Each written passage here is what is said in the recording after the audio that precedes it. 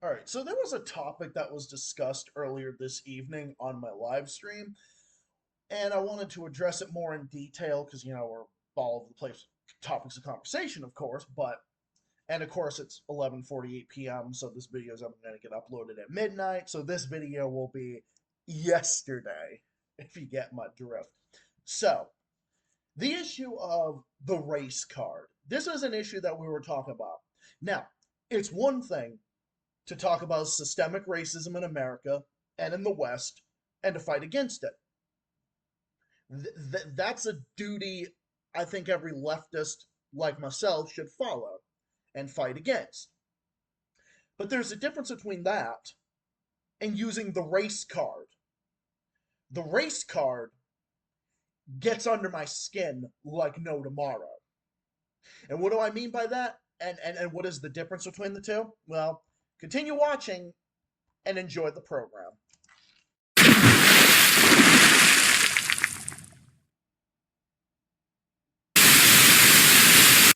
What's up, everybody? It's your boy Zach, the Celtics guy. Welcome to another video, another global report. Because this is a globally recognized conversation. So I want to talk about the whole thing about the race card. Why it fucking irritates me to no end. Okay, because here's the thing. I'm all for talking about and fighting against systemic racism in America. I mean, it should. The prison industrial complex, the way black prisoners are being treated, the fact that the black and brown people are disproportionately targeted and locked up and given longer sentences than than white people are, or and just stuff like that. It is completely necessary to talk about systemic racism in America. I mean, the U.S. is founded on fucking slavery. We were the last country in the Western world, I believe, to actually abolish slavery. And there's still modern day slavery in America. Just look at prison labor and where they use the prisoners for cheap labor, especially like down south and whatnot. So no, there is such a thing as systemic racism. Systemic racism is a real thing. We can talk about that. I talk about it pretty frequently on this channel because it's a real issue. We should talk about it. I agree. But then, of course, the whole pulling the race card is an issue. Like using that thing about how like like it is racist to say this to this person and to like literally call everything racist. Okay, here's the thing, because not everything is racist. Okay, like there is a difference between talking about that, and then there's also a difference is when you get into the woke bullshit, when you start to use that and you start to use that in everything and you think everything is racist, because then eventually racism, that word no longer has a meaning because that word keeps getting used all the time. It keeps getting used all the time against, your critics, just like homophobe, transphobe, all these fucking stupid ass terms are being used when it's not actually the thing. It's not actually the case. So no, like the race card annoys me to no end. And it's like, I don't want to hear about it because I don't want to hear about it because I'm tired of it. And race should not matter. Okay, race should not matter. We should be an equal society. And systemic racism shouldn't even exist. It should not even exist in this day and age. It absolutely shouldn't. And that's why we should talk about it. And I'm all for talking about it. But see, here's the problem with it. The problem that I have with the whole thing is the fact that it's just these words are so fucking overused. Just like words like racist, just like anti-Semite, it is also overused. I mean, that's probably the biggest one ever. Because you know what happens when you call everything racist, you call everything anti-Semitic. Just like with the people who say, "Oh, you criticize Obama, that must be you're racist." Like, no, that's absolute bullshit. Oh, Zach, you don't like Deval Patrick, who was governor of Massachusetts. It's like, no, bullshit. Has nothing to do with that. I'm sick and tired of the fucking race card. I'm tired of it. I am tired of it. And I'm sick and tired of it being used all the time. Because when there were actual incidences of actual racism or actual cases of anti-Semitism, and these words keep getting overused, it creates more of a window for these real types of things to exist. I mean, Lee Camp said it to Katie Halper on that interview they did on MintPress, which was a great interview, Katie Halper and Lee Camp on MintPress, because Lee Camp made this similar argument that it creates a window for more of it to exist. And when there's real anti-Semitism that actually happens, people are going to be less likely to believe it. Just like you use racist everything and use race baiting and use the race card and whatnot. No, when something's actually racist, I will call it out. Like I will not I don't tolerate racism or bigotry on this channel. I mean, we can make jokes, we can make dark jokes, we can fuck around. I mean, I encourage that. I am not a woke scold. I'm not a person who's gonna fucking wag the finger and you do speech codes or nothing like that. Okay, but when there's like actual targeting of people, because like I said, I got fans of all walks of life. Okay, I have a Muslim fan in my group. I have I have a black fan. I have fans that are I have other fans that are gay like I am. I have other fans that are, I have fans from all walks of life. I've got fans that are Hispanic. I've got fans, male, female. I've got female fans. I've got Hispanic fans. I've got fans from all walks of life. I've got fans of all sorts of races, genders, and, well, gender. Well, I've got women, men and women. I've got, I've got it all, everybody. I've got it all. Okay? Because and I also have liberal conservative as well. I've got a lot of them too. So that's what I mean. There's no reason to be throwing around the race card because it actually harms people, because when there's actual cases of racism or something happening, it creates more of a window for it to exist, and then people are less likely to believe a real case of it when it happens. You know, just like with cases of like we're reporting false hate crimes. That one fucking asshole from Chicago. I don't remember his name. It was the one. It was the one that. It was the one that Sean, actual Justice Warrior, talked about.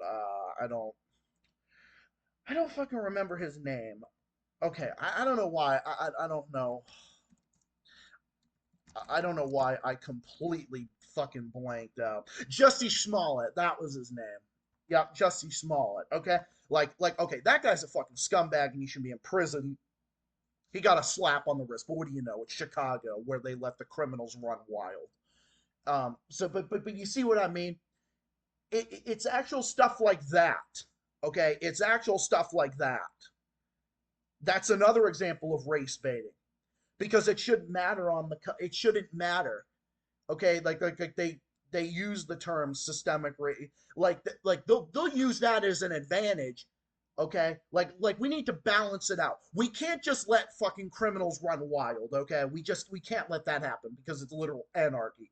But at the same time, we can't have like mass incarceration of of people for no fucking reason, like this. That's how the US is. But no, we need to have a balanced approach, because if you got a system like Chicago where they let people run wild, and then people a lot of time they'll use the race card to get out of the crime, and that happens there, that happens in Philadelphia, that happens in Detroit, that happens in blue cities all the fucking time. Okay, so that's wrong. I don't like that. That's fucked up. But then I also don't like the prison industrial complex where, oh my god, a person smoking a joint of marijuana got fucking 20 years in prison or something. That would be retarded. And of course, it's always they target minorities. Okay, so there's a difference. There needs to be a balanced approach where everybody is equal under the law. If you break the law, you're going to be punished for it. And they need to decriminalize. They need to decriminalize drugs and end the drug war, all that type of stuff. So, like I said, there has to be a balance between the two.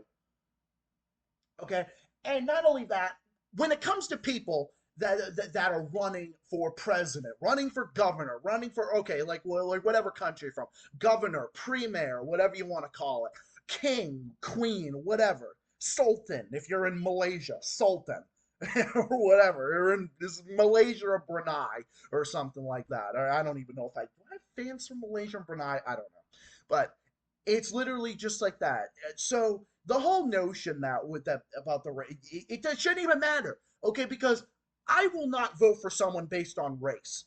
I vote for someone who is for the job, who I think would do a better job. That's who my vote would go for. Okay? That's who my vote went my that's who my vote would go for. So no, the reason that I hate Deval Patrick, the former governor of Massachusetts, and why I think he's a fucking piece of shit, has nothing to do with race. I would be saying that about him, whether he was black, white, Asian, Hispanic, or if he was a green alien from fucking Mars. It wouldn't matter. Well, okay, Martin O'Malley in Maryland, who was actually even worse of a tax-hungry asshole than Deval Patrick. I know, as hard as that is to believe.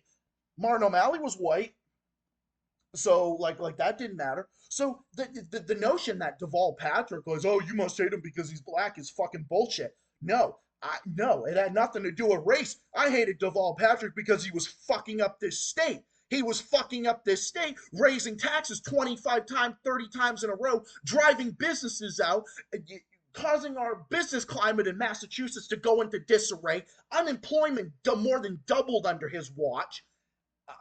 Taxes one after the taxes one after the other, businesses being destroyed, lost jobs, higher spending, government corruption, attempted to put a fucking gas tax to that would go up with inflation every year, and thank God that was repealed in 2014. I voted to repeal it along with voting for Charlie Baker. That's why I voted for Charlie Baker. And I voted out Martha Coakley, who was his attorney general, and would have just been another 4 years of Deval Patrick. Oh my God, another 4 years of that asshole. We would have been like the California of New England, because that's basically how it become. Okay, Massachusetts still has gas prices that is, we got higher gas prices, and everywhere has higher gas prices at this point. But we still have gas prices that are like 330, 340, 350. I swear to God, if that gas tax was implemented into law and voters did not repeal it, like I'm telling that it wasn't a gas tax, it was the increase that we repealed. We didn't repeal the gas tax. If they didn't vote to repeal that, if I was one of the people that did, if we did not get that off, I swear to God, our gas prices, with gas taxes going up with inflation, our gas prices would be like fucking 6, 7. They would be like California or Washington State or something. It would be insane. So I voted for Charlie Baker, and it had nothing to do with race. I was 18 at the time. It had nothing to do with race. It was because even though he was white, I did not care, and most people here obviously didn't care either, because Deval Patrick fucked this state up so bad it was ridiculous. He fucked up this state, and you can go ask the businesses, where a lot of the businesses relocated to New Hampshire, Rhode Island, and Maine, and places where they felt like they were more business friendly. Under Deval Patrick, Massachusetts was one of the most business unfriendly states in the country. You know what it is today? It's the 15th most business friendly state. So our business climate improved dramatically over the last few years. Our business climate, everything has moderated. And the taxes still need a little work, but glad we got those tax, relief and all that. But besides the point. So it had nothing to do with race. I wanted Charlie Baker in, and I voted for him a second time. I voted for him a second time in 2018. And no, I didn't vote for, and I didn't vote again, and I didn't vote for Charlie Baker because I didn't want a woman in office. Like, no, I didn't vote for Martha Coakley because Martha Coakley would have just been another extension of this asshole. And we have seen the utter failure and destruction of their policies. Businesses being destroyed, jobs being destroyed, record spending, record taxes, empty promises and broken promises at that, a business climate in disarray, businesses being destroyed, entrepreneurs that were in Massachusetts, like they were like, oh my God, Massachusetts' business climate is just, it's just not friendly at all. It's just like, I should have opened up my business over in Rhode Island and I would have been a lot better off. Oh, I did in New Hampshire. It's like our business climate was so unpredictable because of the taxes, fees, and regulations that the fucking asshole put into play. So he completely destroyed our business climate, and businesses fled. And not only were the businesses fleeing, but the residents are fleeing. They were going over to Rhode Island as well. They were going over to Maine. They were going over to New Hampshire. They were going over to Vermont, where they felt like they could actually invest. Deval Patrick destroyed Massachusetts. And luckily, this state is, I can safely say, despite the way things are in the world, I can safely say that Massachusetts is in a way better place now than it was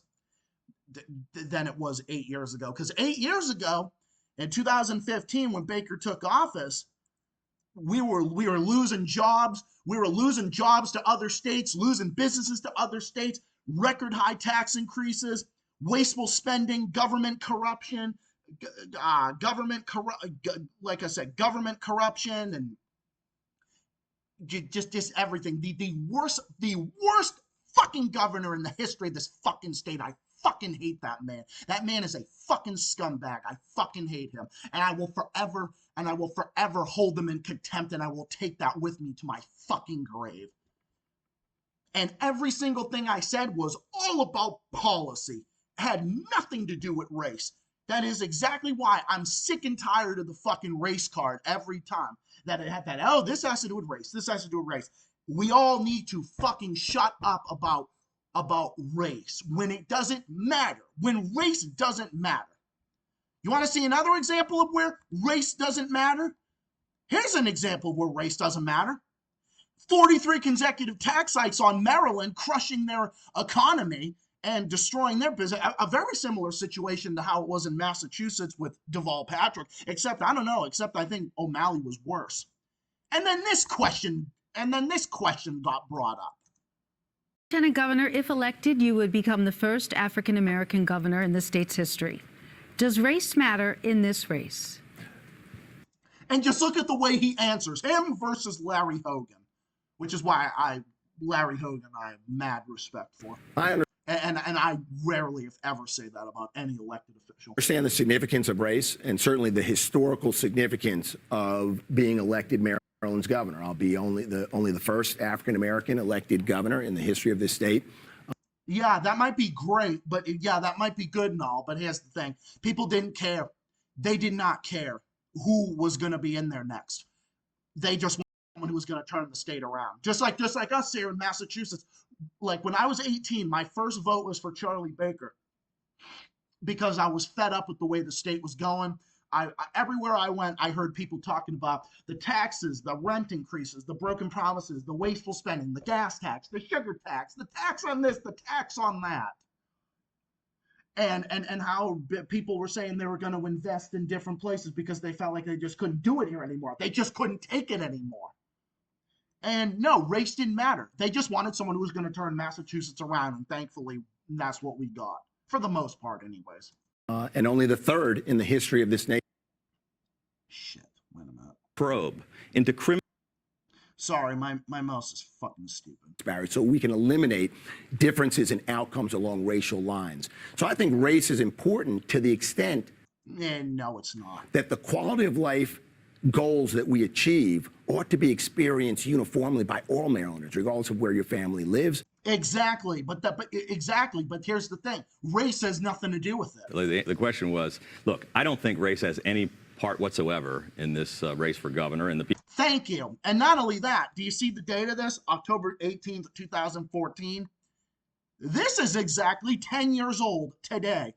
Happy 10th anniversary to what is I think is actually my favorite gubernatorial debate I ever seen. Well, the one from 2018 where Larry Hogan utterly destroyed Ben Jealous was actually amazing as well. People I talk to around the state don't really care if the next governor is going to be white or black or Asian or Hispanic. They're looking for somebody that's going to turn the state around. Exactly. They don't want to go in the same direction. They're looking to move Maryland forward rather than continuing to move backwards. And I don't think it should be an issue, and I don't think it is an issue. You know, my wife would be the first Asian first lady in Maryland history, and that shouldn't be an issue either. Exactly. And with that, he won as governor of Maryland, just like Charlie Baker won as governor of Massachusetts. Best governor. And from what I hear, Larry Hogan was a great governor for Maryland. Although the governor there currently, Westmore, I'm not too sure about. I haven't really heard really much of anything. I think he's all right, I guess. I don't know. Well, and just like race, gender, it all doesn't matter. I don't care if we have okay, whatever, the next female president. If we have a female president, it has nothing to do with gender. I would just like to have a female president that could get the job done and actually is good. It would actually do a good job. I want the person for the job. It doesn't matter if they're white, black. It doesn't matter if they're a woman. It doesn't matter if they, whatever, even if they're gay, if they're Muslim, it doesn't matter. I just want someone in there that can actually do the job. Biden's white and Biden's a scumbag. Okay? And Obama was the first African-American president. He was mediocre at best. He did a few good things here and there, but for the most part, and Trump, I have my own opinions on him. And then the rest are just, they're just fucking scumbags. And don't even get me started on Biden. But no. The point of this is race is nothing. Race should only be an issue when it's an actual issue. If it's not an issue, it shouldn't be talked about. When you pull off the race card, that's when I've got a problem. When you insert race into everything, even when it has nothing to do with the conversation, that's when I have an issue with it. They're like when you call people, oh, they don't like Obama, that makes them a racist. Oh my God, whatever. Like Larry, I was almost gonna say Larry Hogan. Larry Elder is a African-American conservative. I fucking hate the guy. Has nothing to do with race. It's because he's a fucking neocon. He's a Bush dick sucking, Iraq war supporting fucking asshole, and he just sniffs the ass of every Republican. He's no different than some Democrat shill. So I hate him. But then of course there's plenty of other neocons of all different skin colors. They don't matter. It doesn't matter. Glenn Beck, fucking Ben Shapiro, Steven Crowder. There's all sorts of other ones. It doesn't fucking matter. It doesn't matter. Race should only be a thing, or it should only be an issue when it's the actual issue at hand. Whether if we're talking about systemic racism, we're talking about an actual hate crime, we're talking about something that is an actual case of racism where there was actually something that someone said was racist or something like that. Other than that, when you throw racism into everything and you use the race card and call everything racist and twist it around, just like with antisemitism, homophobia, transphobia, and all those labels, that's when it becomes a problem, and that's when it's no longer that. And then when you call everything that, the words start to lose their meaning. That's why we should only call something when it is. Don't say it's something if it isn't so. That's what I have to say.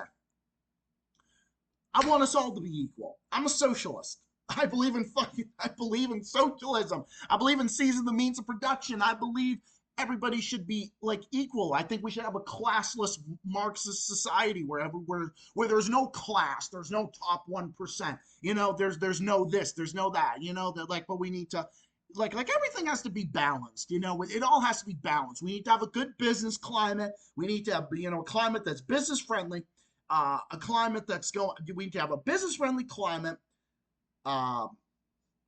We crack down on government corruption, throw corrupt politicians into prison with common criminals because they're common criminals, and all that. And uphold the rule of law, and have the rule of law apply to everyone, whether you're black, white, Asian, Hispanic, gay, trans, whatever, Indian, doesn't matter. If it's not something, then don't say it's so. But in the Z crew, we are equal opportunity. We are equal opportunity. Well, we call out everyone, no matter what your gender is, no matter what your skin color is. Everyone is called out with us. You are not free from our wrath on this channel. Always remember that. But if you're a nice person, you're always welcome here. Doesn't matter the race, skin color, or whatever, or political beliefs.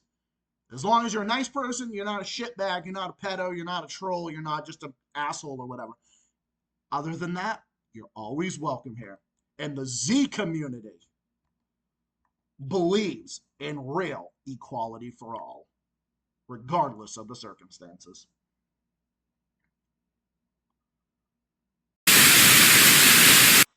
Well, that's about it for now. Thank you all for watching. Hope you all enjoyed this segment. Stay tuned for more. I've got a few more video ideas that are up in the works. Probably more Patrick Hates videos, of course, because people are seeming to like those as well. So there's going to be a lot more of those. There's going to be a lot more other. So anyway, thank you all for watching. Hope you all enjoyed the stream last night. And stay tuned for more. This is Zach, the Celtics guy, saying thank you for watching. And I will see you all on the next video, including in my next stream, on Friday, before I go to work. Until then, and until my next video, stay safe, stay well, stay classy, and as always, keep fighting and keep on rocking. We're all equal here, and that's what I believe in. Till next time, good night, take care of yourselves and all of each other. Peace out, and so on.